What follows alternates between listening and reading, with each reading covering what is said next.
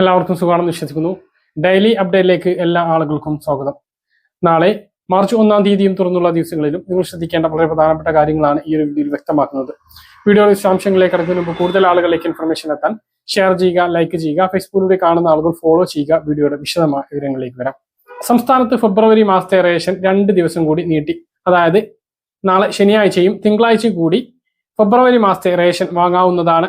അതിനുശേഷം ചൊവ്വാഴ്ച ദിവസം 4-ാം തീയതി റേഷൻ കട അവധിയായിരിക്കും. 5-ാം തീയതി മുതലാണ് മാർച്ച് മാസത്തെ റേഷൻ വിതരണം ആരംഭിക്കുക. ഓരോ റേഷൻ കാർഡിനും ലഭിക്കുന്ന വിഹിതങ്ങൾ സിവിൽ സപ്ലൈസ് ഡിപ്പാർട്ട്മെന്റ് വ്യക്തമാക്കിയിട്ടുണ്ട്. കഴിഞ്ഞ മാസത്തിൽ നിന്നും വ്യത്യസ്തമല്ലാതെ തന്നെയാണ് മാർച്ച് മാസത്തിലും വിതരണം ഉള്ളത്. മഞ്ഞ റേഷൻ കാർഡിന് 30 കിലോ അരിയും 3 കിലോ ഗോതമ്പും 2 പാക്കറ്റ് ആട്ടയും 1 കിലോ പഞ്ചസാരയും ലഭിക്കും. അരിയും ഗോതമ്പും സൗജന്യമാണ്.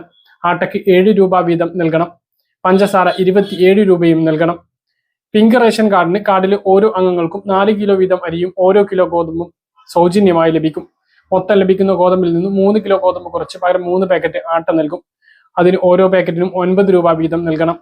നീല റേഷൻ കാർഡിന് കാർഡിലെ ഓരോ അംഗങ്ങൾക്കും 2 കിലോ വീതം അരി 4 രൂപ നിരക്കിൽ ലഭിക്കും. അതുകൂടാതെ 3 കിലോ അരി 10 രൂപ 90 പൈസ നിരക്കിലും ഉണ്ട്.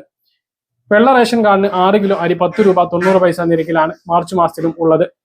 ബ്രൗൺ റേഷൻ കാർഡിന് 2 കിലോ അരി 10 രൂപ 90 പൈസ നിരക്കിൽ ലഭിക്കും. ബാക്കിയൊന്നും റേഷൻ കടയിൽ നിന്നും മാർച്ച് മാസത്തിലും ഇല്ല. മണ്ണെണ്ണ കുറെ മാസങ്ങളായിട്ട് നിർത്തിയ ഒരു അവസ്ഥയാണ് ഉള്ളത്. അപ്പോൾ ഇതാണ് മാർച്ച് മാസത്തിലുള്ള റേഷൻ വിഹിതങ്ങൾ. ഈ ഫെബ്രുവരി മാസത്തിൽ ഒരുപാട് ആളുകൾക്ക് റേഷൻ മുടങ്ങിയിരുന്നു. അതായത് റേഷൻ കാർഡിലെ ചില ആളുകൾക്ക് റേഷൻ ലഭിക്കാത്ത ഒരു സാഹചര്യം ഉണ്ടായിരുന്നു. മഞ്ഞ പിങ്ക് റേഷൻ കാർഡിൽ മസ്റ്ററിംഗ് പൂർത്തീകരിക്കാത്തവർക്കായിരുന്നു അത്. താൽക്കാലികമായി അവരുടെ റേഷൻ നിർത്തിയതാണ്. അവരെന്നാണോ മസ്റ്ററിംഗ് പൂർത്തീകരിക്കുന്നത് അന്നു മുതലേ അവർക്ക് റേഷൻ ഇനി പുനഃസ്ഥാപിച്ച് കിട്ടുകയുള്ളൂ. അതുകൊണ്ട് തന്നെ മാർച്ച് മാസത്തിലും അത് അവർക്ക് ഉണ്ടാകുകയില്ല എന്നുള്ളതാണ് പ്രധാനമായിട്ട് അറിയിക്കാനുള്ളത്. തിങ്കളാഴ്ച വരെ ഫെബ്രുവരി മാസത്തെ റേഷൻ വാങ്ങാം. അത് കഴിഞ്ഞ് ചൊവ്വാഴ്ച ദിവസം റേഷൻ കട ഇല്ല. 5-ാം തീയതി ബുധനാഴ്ച മുതലാണ് മാർച്ച് മാസത്തെ റേഷൻ വിതരണങ്ങൾ ആരംഭിക്കുന്നത്. അടുത്ത അറിയിപ്പിലേക്ക് വന്നാൽ സംസ്ഥാനത്ത് കയ്യിൽ പെൻഷൻ വിതരണം നാളെ മുതൽ ആരംഭിച്ചേക്കും.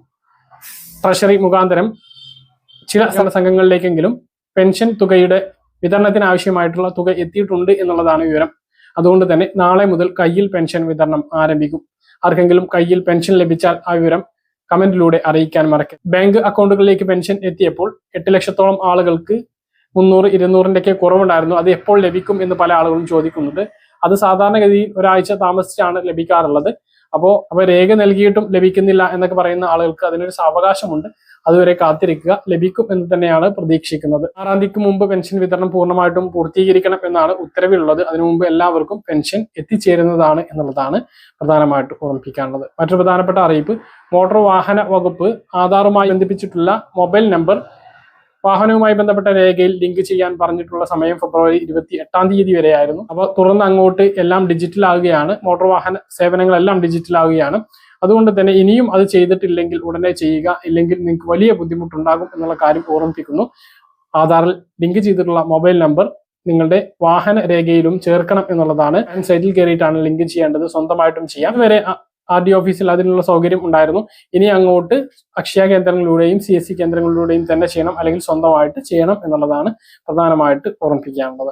ഇനി നിങ്ങൾ ശ്രദ്ധിക്കേണ്ട മറ്റ് അറിയിപ്പുകൾ നോക്കാം. വൈദ്യുതി ബില്ലിൽ ചുമത്തുന്ന ഇന്ധന ചാർജ് കുറച്ചു. മാർച്ച് വൈദ്യുതി ബില്ലിലാണ് കുറവ് ബാധകമാകുക. പ്രതിമാസ ബില്ലിംഗ് ഉള്ള ഉപഭോക്താക്കൾക്ക് യൂണിറ്റിന് 6 പൈസയും 2 മാസത്തിൽ ബില്ല് വരുന്ന ഉപഭോക്താക്കൾക്ക് 8 പൈസയുമായിരിക്കും പുതിയ ഇന്ധന സർചാർജ് ഈടാക്കുക. നേരത്തെ ഇത് 10 പൈസയായിരുന്നു. പുറത്തുനിന്നും വൈദ്യുതി വാങ്ങുന്നതിന് ചെലവാകുന്ന തുക തിരിച്ചു പിടിക്കാൻ KSEB സ്വന്തം നിലയിൽ ഈടാക്കിയിരുന്ന ചാർജാണ് കുറഞ്ഞത്. വൈദ്യുതി റെഗുലേറ്ററി കമ്മീഷൻ ഉത്തരവ് പ്രകാരം ഈടാക്കിയിരുന്ന 9 പൈസ കഴിഞ്ഞ മാസം ഒഴിവാക്കിയിരുന്നു. 2 പൈസ യൂണിറ്റിന് കുറച്ചാലും വരും മാസങ്ങളിൽ വലിയ കറണ്ട് ബില്ല് നമുക്ക് വരും. കടുത്ത വേനലിലേക്ക് നമ്മൾ ഇപ്പോൾ തന്നെ കടന്നു.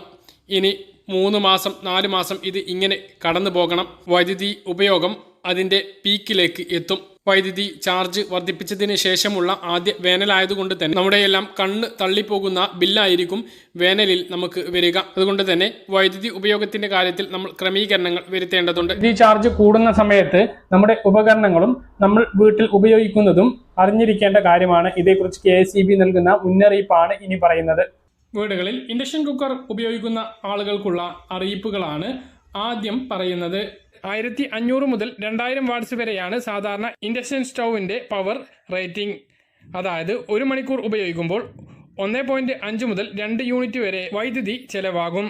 അതിൽ കൂടുതൽ നേരം പാചകം ചെയ്യേണ്ട ആളുകൾക്ക് ഇൻഡക്ഷൻ കുക്കർ അനുയോജ്യമല്ല എന്ന് KEB അറിയിച്ചു. അതുപോലെ ഇൻഡക്ഷൻ കുക്കറിന്റെ പ്രതലത്തിൽ കാണിച്ചിരിക്കുന്ന വൃത്തത്തിനേക്കാൾ കുറഞ്ഞ അടിവട്ടമുള്ള പാത്രം മാത്രം ഉപയോഗിക്കുക. പാചകത്തിന് ആവശ്യമുള്ള അളവിൽ മാത്രം വെള്ളം ഉപയോഗിക്കുക. വെള്ളം തിളച്ചു കഴിഞ്ഞ ശേഷം ഇൻഡക്ഷൻ കുക്കറിന്റെ പവർ കുറയ്ക്കാവുന്നതാണ്. പാചകത്തിന് പാത്രം വെച്ചതിന് ശേഷം മാത്രം ഇൻഡക്ഷൻ കുക്കർ ഓൺ ചെയ്യുക.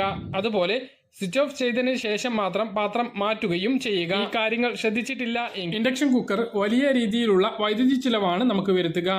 ഇനി അടുത്തത് വാഷിംഗ് മെഷീൻ ഉപയോഗിക്കുന്ന ആളുകൾക്ക് KEBയുടെ വളരെ പ്രധാനപ്പെട്ട അറിയിപ്പാണ് പറയുന്നത്. വാഷിംഗ് മെഷീനുകളിൽ ടോപ്പ് ലോഡിംഗ് മെഷീനുകളെ അപേക്ഷിച്ച് ഫ്രണ്ട് ലോഡിംഗ് മെഷീനുകൾ വെള്ളവും വൈദ്യുതിയും കുറച്ചു മാത്രമേ ഉപയോഗിക്കുന്നുള്ളൂ. അതുകൊണ്ട് തന്നെ ഇത്തരം മെഷീനുകൾ ഉപയോഗിക്കുമ്പോൾ വൈദ്യുതി ചാർജ് കുറവ് വരുന്നു. അതുപോലെ വെള്ളം ചൂടാക്കി ഉപയോഗിക്കുന്ന തരം വാഷിംഗ് മെഷീനുകളുണ്ട്. അത്തരം വാഷിംഗ് മെഷീനുകൾ വൈദ്യുതി ചിലവ് ഇരട്ടിയാക്കുന്നുണ്ട്. അതുപോലെ വാഷിംഗ് മെഷീൻ ഉപയോഗിക്കുമ്പോൾ നിർദ്ദേശിക്കുന്ന പൂർണ്ണ ശേഷിയിൽ തന്നെ പ്രവർത്തിപ്പിക്കാൻ വേണ്ടി ശ്രദ്ധിക്കുക. ഇനി ഫ്രിഡ്ജ് ഉപയോഗിക്കുന്ന ആളുകൾ ശ്രദ്ധിക്കേണ്ട വളരെ പ്രധാനപ്പെട്ട കാര്യങ്ങളാണ് പറയുന്നത്. റെഫ്രിജറേറ്റർ ഉപയോഗിക്കുമ്പോൾ ഊർജം ലാഭിക്കാം, ലാഭം നേടാം എന്ന തലവാചകത്തോടു കൂടിയാണ് KEB ഇപ്പോൾ ഈ അറിയിപ്പ് ഉപഭോക്താക്കളുമായി പങ്കുവച്ചിട്ടുള്ളത്.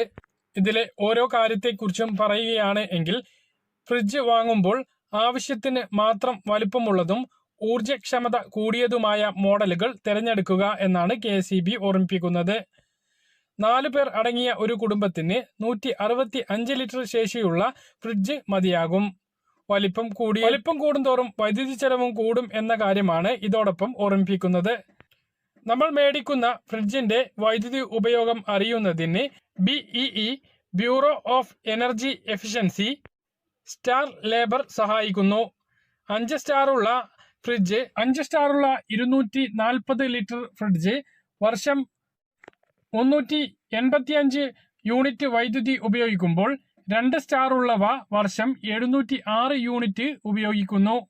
ഈ സ്റ്റാർ അടയാളം ഇല്ലാത്ത പഴയ ഫ്രിഡ്ജാണ് എങ്കിൽ വർഷം 900 യൂണിറ്റോ 1000 യൂണിറ്റോ ആകും ഉപയോഗത്തിന്റെ കണക്ക്. സ്റ്റാർ അടയാളം കൂടുന്തോറും വൈദ്യുതി ഉപയോഗം കുറയും എന്നർത്ഥം.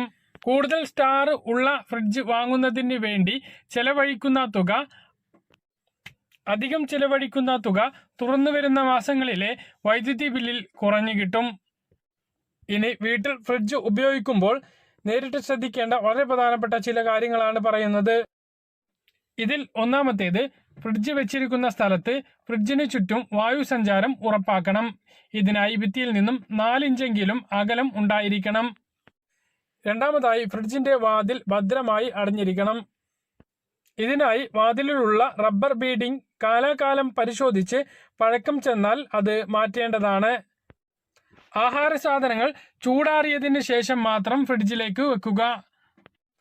അതുപോലെ എടുത്തു കഴിഞ്ഞാൽ തണുപ്പ് മാറിയതിന് ശേഷം മാത്രം ചൂടാക്കുകയും ചെയ്യുക. ഇല്ലെങ്കിൽ ഗുരുതരമായിട്ടുള്ള ആരോഗ്യ പ്രശ്നങ്ങൾ ഉണ്ടായേക്കാം. കൂടെക്കൂടെ ഫ്രിഡ്ജിന്റെ വാതിൽ തുറക്കുന്നത് ഊർജ്ജ നഷ്ടമുണ്ടാക്കും. റെഫ്രിജറേറ്റർ കൂടുതൽ നേരം തുറന്നിടുന്നത് ഒഴിവാക്കാനായി ആഹാര സാധനങ്ങൾ അടുക്കോടെയും ചിട്ടയോടെയും ഒരു നിശ്ചിത സ്ഥലത്ത് വെക്കുക. കാലാവസ്ഥക്കനുസരിച്ചും ഉള്ളിലെ സാധനങ്ങളുടെ അളവ് അനുസരിച്ചും തെർമോസ്റ്റാറ്റ് ക്രമീകരിക്കണം. ഫ്രിഡ്ജിൽ ആഹാര സാധനങ്ങൾ കുത്തിനിറച്ച് ഉപയോഗിക്കുന്നത് വൈദ്യുതി ചിലവുണ്ടാക്കും. മാത്രമല്ല, ഇങ്ങനെ ചെയ്യുന്നത് റെഫ്രിജറേറ്ററിനെ ഫ്രിഡ്ജിനകത്തെ തണുത്ത വായുവിന്റെ സുഗമമായ സഞ്ചാരം തടയും. ആ കാരണം കൊണ്ട് തന്നെ ആഹാര സാധനങ്ങൾ കേടുവരാനുള്ള സാധ്യത കൂടുതലാണ്. ആഹാര സാധനങ്ങൾ അടച്ചു മാത്രം ഫ്രിഡ്ജിൽ സൂക്ഷിക്കുക. ഇത് ഈർപ്പം ഫ്രിഡ്ജിനകത്ത് വ്യാപിക്കുന്നത് തടയുകയും അത് കാരണമായുണ്ടാകുന്ന വൈദ്യുതി നഷ്ടം ഒഴിവാക്കുകയും ചെയ്യുന്നു. അതുപോലെ ഫ്രിഡ്ജിൽ ഐസ് കൂടുതൽ കട്ട പിടിക്കുന്നത് ഊർജ്ജ നഷ്ടമുണ്ടാക്കും. അതിനാൽ ഫ്രിഡ്ജിന്റെ കമ്പനി മാനുവൽ നിർദ്ദേശിച്ചിട്ടുള്ളതിനനുസരിച്ച് സമയക്രമത്തിൽ ഫ്രീസറിനകം ഡീഫ്രോസ്റ്റ് ചെയ്യുക. അപ്പോൾ ഫ്രിഡ്ജുള്ള ആളുകളെല്ലാം ഇത്രയും കാര്യങ്ങൾ ശ്രദ്ധിക്കുകയാണ് എങ്കിൽ കമ്പനി പറഞ്ഞിട്ടുള്ള അതേ വൈദ്യുതി നഷ്ടം തന്നെ ഉണ്ടാകൂ, അല്ലെങ്കിൽ അതിൽ കൂടുതൽ ചിലവുണ്ടാകും.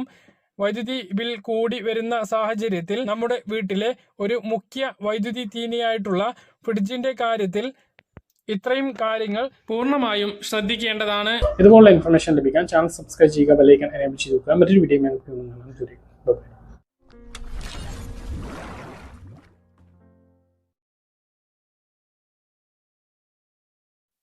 പറഞ്ഞ കാര്യങ്ങൾ കൃത്യമായിട്ട് മനസ്സിലാണെന്ന് കരുതുന്നു. ഇതുപോലുള്ള ഇൻഫർമേഷൻ ലഭിക്കാൻ ചാനൽ സബ്സ്ക്രൈബ് ചെയ്യുക, ബെൽ ഐക്കൺ എനേബിൾ ചെയ്ത് വെക്കുക. മറ്റൊരു വീഡിയോ